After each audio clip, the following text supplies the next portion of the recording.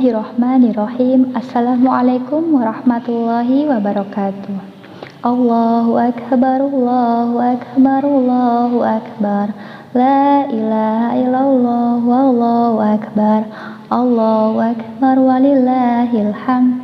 Alhamdulillahirabbil alamin. Segala puji bagi Allah, Tuhan semesta alam, yang telah memberikan kita nikmat iman, nikmat Islam, nikmat sehat dan kesempatan, sehingga kita disampaikan oleh Allah di penghujung bulan Ramadan ini untuk merasakan nikmatnya beribadah di bulan yang suci ini. Sholawat serta salam kita junjungkan kepada Nabi Agung Muhammad Sallallahu Alaihi Wasallam. Semoga kita termasuk golongan kaumnya yang senantiasa bersolawat kepadanya, senantiasa mengamalkan sunnah-sunnahnya, sehingga kelak kita akan mendapatkan syafaatnya di yaumil qiyamah. Amin amin ya rabbal alamin. Anak-anakku semuanya, Ramadan perlahan-lahan akan meninggalkan kita, dan kemudian Allah memberikan kabar gembira kepada kita akan datangnya Hari Raya Idul Fitri, atau yang sering kita sebut dengan Hari Raya Lebaran, sebagaimana disebutkan dalam Al-Quran, yang artinya hendaklah kalian menyempurnakan bilangan bulan, yaitu menjadi satu bulan utuh, lalu bertakbirlah kepada Allah sebagai bentuk syukur kalian. Anak-anakku semuanya, Nabi Muhammad Sallallahu Alaihi Wasallam sebagai suri tauladan kita mengajarkan kepada kita bagaimana cara beliau dalam merayakan Hari Raya Idul Fitri. Kemudian coba kita lihat diri kita masing-masing, apakah cara kita beridul fitri sudah sama atau belum? Sudah mirip atau belum dengan yang diajarkan oleh Rasul? Kalau belum, marilah kita berusaha untuk menyamakan semirip mungkin dengan sunnah-sunnahnya. Yang pertama adalah bergembira. Jadi kalau masih ada yang di Hari Raya Idul Fitri mengingat-ingat kesalahan orang lain, dan itu tentu saja tidak akan membuat kita gembira, tidak membuat kita happy. Padahal gembira, senang, tersenyum di Hari Raya Lebaran, di Hari Raya Idul Fitri itu adalah ibadah. Sedangkan gembira, tertawa, bersenang-senang di hari yang lain itu mubah, tidak berdosa dan tidak berpahala.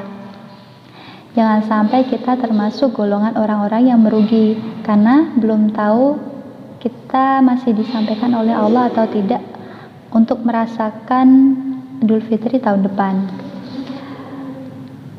Apalagi masalah itu disebabkan oleh hal-hal yang sepele ya. Jadi jangan sampai kita bertengkar atau terjadi keributan dengan orang tua, dengan saudara, dengan kakak atau adik, ataupun dengan teman kita sendiri.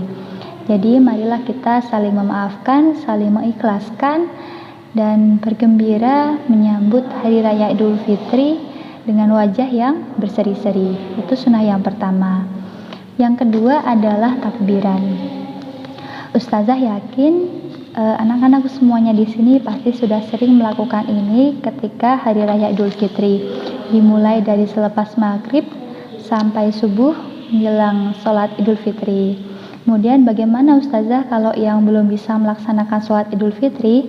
Tidak masalah, tidak usah bersedih, teruslah bertakbir, memuji-muji Allah meskipun tidak bisa sholat Idul Fitri. Semoga Idul Fitri kali ini tidak akan mengurangi kehikmatan dan kebahagiaannya. Itu sunnah yang kedua. Dan yang ketiga adalah berbagi. Ada sebuah kisah, suatu ketika Rasulullah Shallallahu Alaihi Wasallam melihat ada anak kecil berdiri di pojok gang, tidak ikut bermain dengan teman-temannya. Lalu Rasulullah Shallallahu Alaihi Wasallam menghampiri anak tersebut dan bertanya, "Wahai anakku, mengapa engkau berdiri sendiri di sini dan wajahmu bersedih?" Lalu anak itu menjawab, "Wahai Tuan, saya tidak punya orang tua, tidak ada yang membelikan baju baru." Lalu Rasul merasa sedih dan kasihan dengan anak ini. Dengan tersenyum, Rasulullah mengatakan, "Wahai anakku, maukah kau ikut bersamaku? Aku akan menjadi ayahmu, Aisyah akan menjadi ibumu, dan Fatimah akan menjadi saudaramu." Sontak anak itu pun terkaget. Akhirnya anak itu pulang bersama Rasul makan bersama Rasul, dibelikan baju baru oleh Rasulullah, bersenda gurau dengan Aisyah dan Sayyidah Fatimah. Itu sunnah Nabi yang ketiga. Sunnah Nabi yang keempat ialah saling berkunjung, saling meminta maaf dan memberi maaf. Kalau tidak bisa berkunjung secara langsung, tidak masalah, masih bisa berkunjung lewat sosial media, berkunjung lewat telepon, lewat video call. Yang jelas saling mengunjungi, saling memberi maaf dan meminta maaf, serta mendoakan kebaikan. Nah, untuk semuanya, jadi ada 4 poin sunnah-sunnah Nabi yang dilaksanakan di Hari Raya Idul Fitri. Yang pertama tadi adalah bergembira, yang kedua adalah takbiran, yang ketiga adalah berbagi, dan yang keempat adalah saling berkunjung. Taqabbalallahu minna wa minkum. Mudah-mudahan Idul Fitri kita semakin berkah dengan mengikuti sunnah Rasul beridul fitri. Akhir kata, barakallahu fikum. Wassalamualaikum warahmatullahi wabarakatuh.